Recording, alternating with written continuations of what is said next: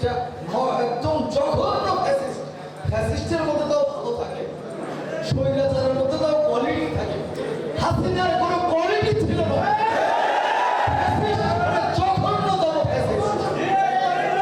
নমরুদের কথা শুনেছেন, সাদ্দাতের কথা শুনেছেন, ইয়া ভুট্টো, চেঙ্গিস, অনেকের কথা শুনেছেন।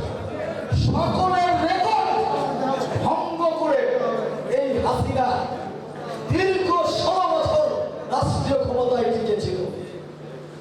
আজকে প্রত্যেকটা প্রতিষ্ঠানকে দলীয়করণ করেছিল। মসজিদ বলেন, মাদ্রাসা বলেন, মন্দির বলেন, স্কুল বলেন, কলেজ বলেন, বিচার বিভাগ বলেন, আইন বিভাগ